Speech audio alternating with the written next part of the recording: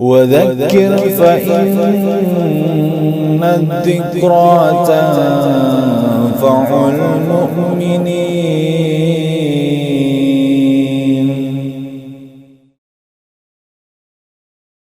Bismillah wassalatu wassalamu ala Rasulillah sallallahu alaihi wasallam.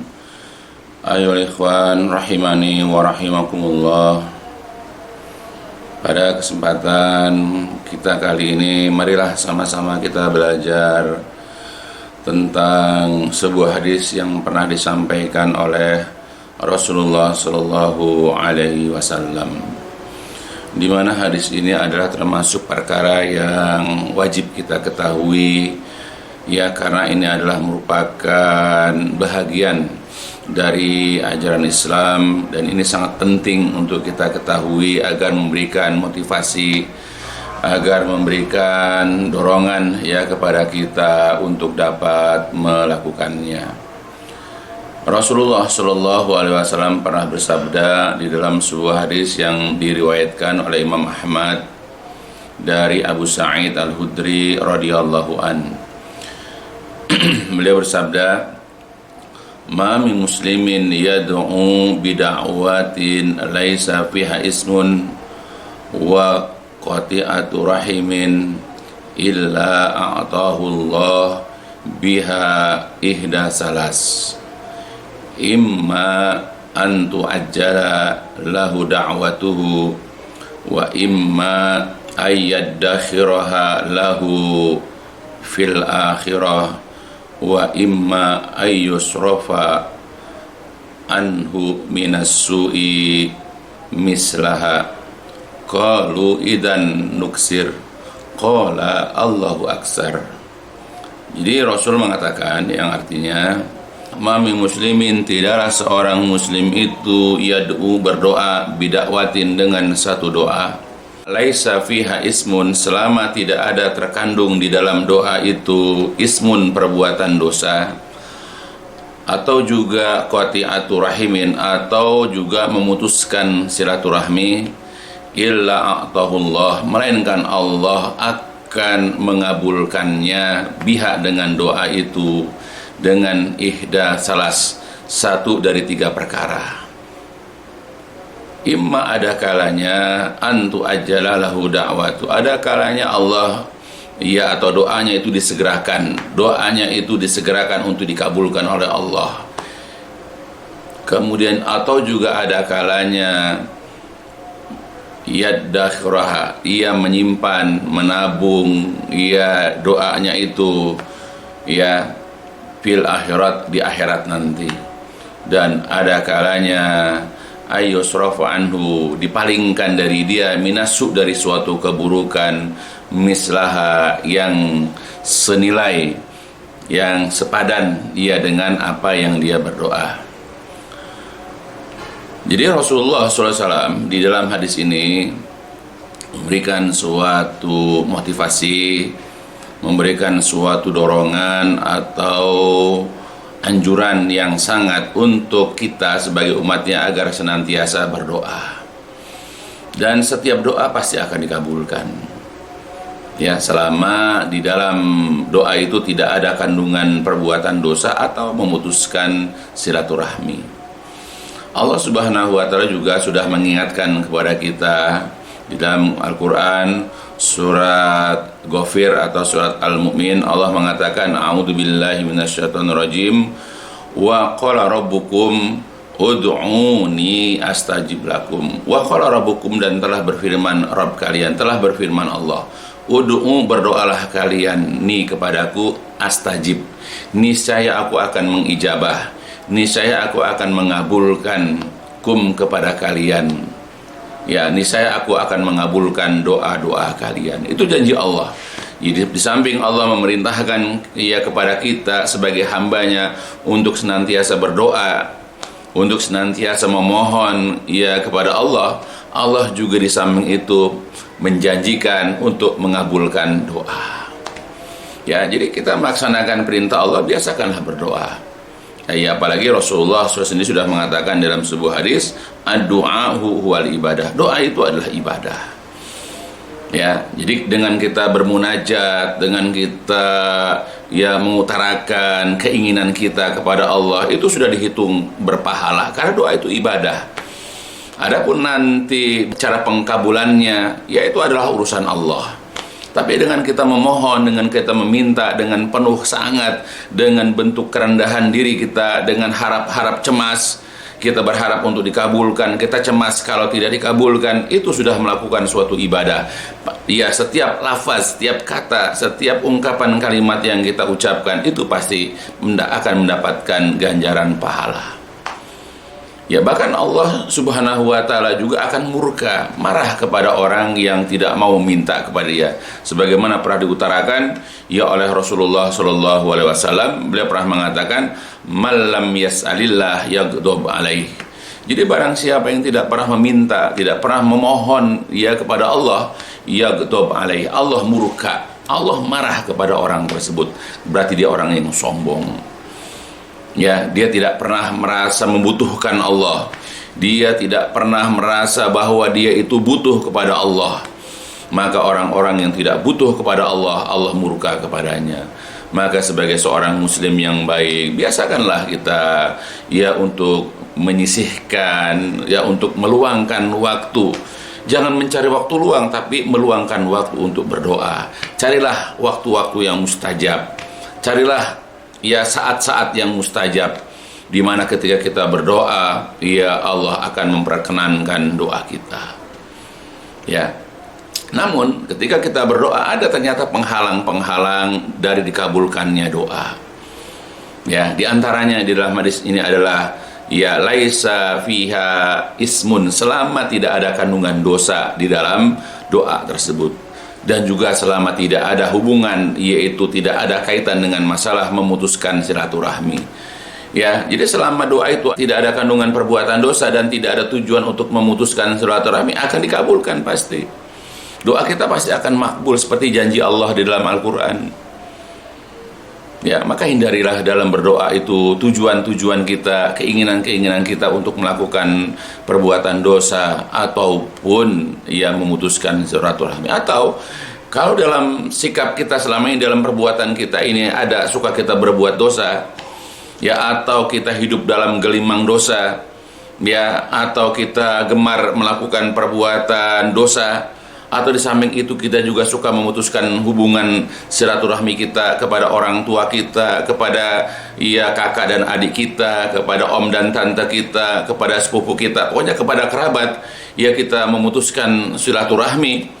Nah, maka itu juga jadi penghalang buat kita di dalam doa, walaupun doa kita itu adalah doa yang baik.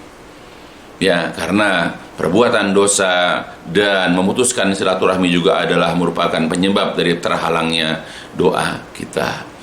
Ya, apalagi di dalam sebuah hadis juga Rasulullah sudah mengingatkan kepada kita, la yadkhul jannah qati'un, tidak akan masuk ke dalam surga orang yang memutuskan silaturahmi. Ya, jadi kita sebagai seorang muslim punya kewajiban untuk mencari tahu ya siapakah orang-orang yang ada nasab pertalian darah kepada kita. Ta'allamu ansabakum, i'rifu ansabakum. Pelajarilah, ketahuilah nasab-nasab kalian yang kalian dengan itu dapat menyambung silaturahmi. Bahkan kita disuruh ya oleh Nabi SAW untuk ya belajar mengetahui nasab-nasab kita, yang dengan itu kita bisa menyambung silaturahmi. Nah, di antara faedah dari kita menyambung silaturahmi, insya Allah doa kita yang kita munajatkan kepada Allah itu akan dimudahkan oleh Allah untuk segera dikabulkan. Itu di antara faedah daripada menyambung silaturahmi.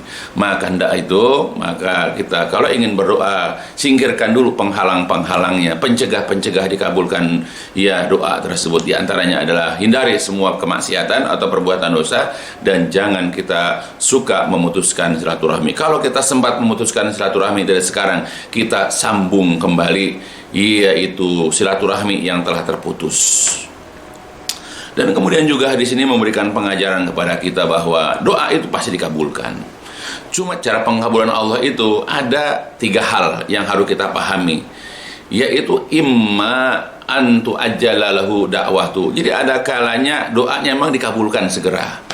Ya, apakah dalam waktu sepekan dia berdoa dikabulkan, atau mungkin sebulan, atau setahun, atau 2 tahun. Pokoknya selama dia masih hidup, apa yang diinginkan itu dikabulkan di sini. Itu yang dikatakan disegerakan. Dia meminta sesuatu kepada Allah, lalu Allah kabulkan selama dia masih hidup di dunia ini.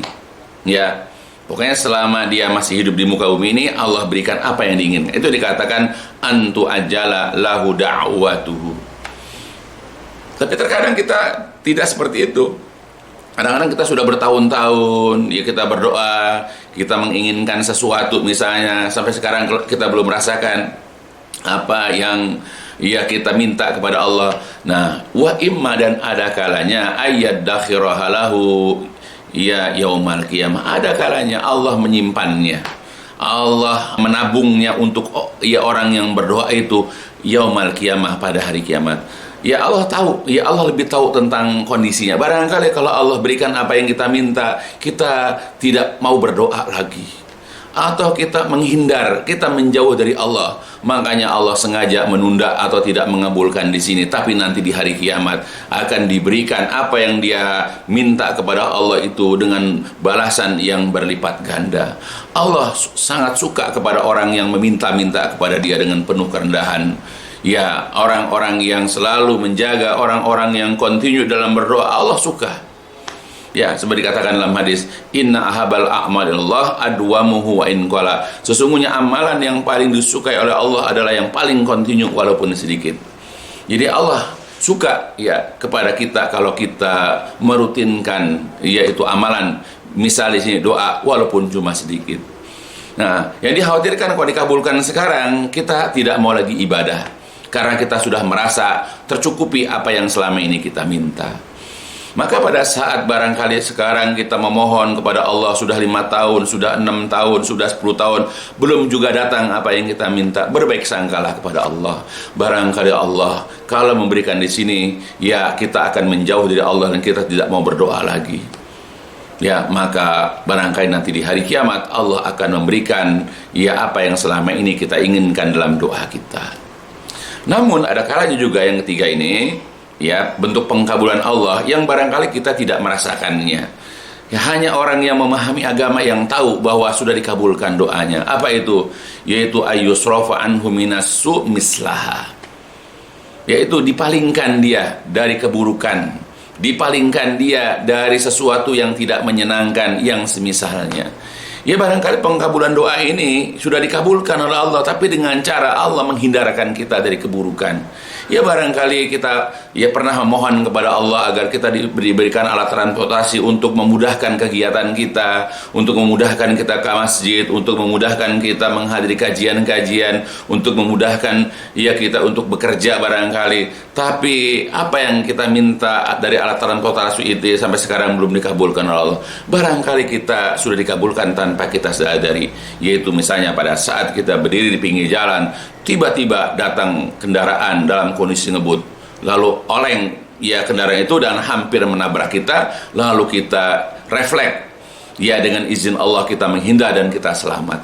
Barangkali itu ya pengkabulan doa yang Allah berikan kepada kita, diselamatkan kita dari keburukan. Sebab kalau andai kata Allah tidak selamatkan kita, ya kita terkena musibah lalu kita diobati, mungkin biayanya itu seharga atau senilai dari kendaraan ya yang kita inginkan, atau bahkan mungkin bisa jadi lebih. Nah, Allah menyelamatkan kita, Allah menghindarkan kita dari musibah, dari keburukan. Itu adalah bentuk pengkabulan doa dari Allah Subhanahu wa Ta'ala. Ya, cuma kita tidak menyadarinya.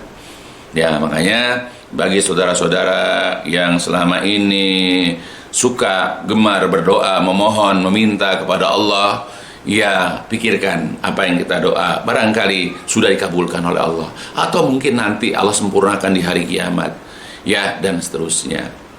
Nah, kemudian para sahabat bertanya, kalau begitu kita akan memperbanyak doa, kita akan setiap waktu, setiap saat ada kesempatan, ya ada waktu untuk dikabulkan doa, maka kita akan berdoa. Itu kata mereka. Jadi dengan sabda Nabi ini mereka bersemangat, mereka termotivasi untuk memperbanyak doa. Tetapi Nabi mengatakan Allahu Aksar, Allah juga akan memperbanyak, yaitu apa? Mengabulkan doa-doa kalian. Semakin banyak kita berdoa, maka akan semakin banyak Allah mengabulkan doa-doa. Dan Allah tidak akan jadi fakir, Allah tidak akan jadi miskin dengan sebab Allah mengabulkan doa-doa kita. Ya, maka marilah kita membiasakan diri memohon, meminta ya bantuan, pertolongan atau apapun yang kita butuhkan kepada Allah Subhanahu wa taala. Karena kita adalah makhluk yang lemah, kita membutuhkan Allah dan Allah tidak membutuhkan kita. Allah itu Ghani, Allah itu Maha Kaya. Ya, maka karena Allah Maha Kaya, biasakanlah untuk meminta, memohon kepada Allah dengan penuh kerendahan, dengan penuh harapan dan penuh rasa cemas. Kita berharap dengan seharap-harapnya untuk dikabulkan apa yang kita inginkan, dan kita cemas secemas-cemasnya bahwa doa kita itu tidak dikabulkan. Makanya kita harus di samping berdoa, kita juga harus belajar untuk menyingkirkan hal-hal yang dapat tercegahnya dikabulkan doa kita kepada Allah. Ya, mudah-mudahan ini dapat menjadikan pencerahan, motivasi buat kita untuk senantiasa bermunajat, memohon kepada Allah pada waktu-waktu yang tepat, pada tempat-tempat yang pas dalam berdoa. Ya, mudah-mudahan dengan ini kita semakin giat berdoa dan semakin banyak dikabulkan oleh Allah. Dan dengan pengkabulan doa ini hendaknya kita makin mendekatkan diri kita kepada Allah. Semakin kita membutuhkan Allah, semakin kita berserah diri kepada Allah, maka mudah-mudahan akan semakin banyak kebaikan-kebaikan yang kita raih, baik di dunia ataupun nanti di hari kiamat. Ya, mudah-mudahan ini juga menjadi motivasi buat diri saya, ya anak-anak dan keluarga besar saya, untuk membiasakan diri, merendahkan diri, memohon kepada Allah dengan penuh ketundukan, dengan penuh kerendahan diri. Dan ini juga mudah-mudahan memberikan suatu motivasi ya untuk saudara-saudaraku muslim seluruhnya, ya agar juga terbiasa berdoa kepada Allah yang Maha Kaya. Ya, itu ya yang barangkali bisa kita pelajari. Insya Allah ya suatu saat ya atau suatu waktu kita akan belajar lagi hadis-hadis Nabi yang lain insya Allah. Dan dicukupkan sampai di sini. Walhamdulillahirrahmanirrahim. Subhanakallahumma wa bihamdika asyhadu an la ilaha illa anta astaghfiruka wa atubu ilaik. الدين النصيحة قلنا لمن يا رسول الله قال لله ولكتابه ولرسوله ولأئمة المسلمين وعمتهم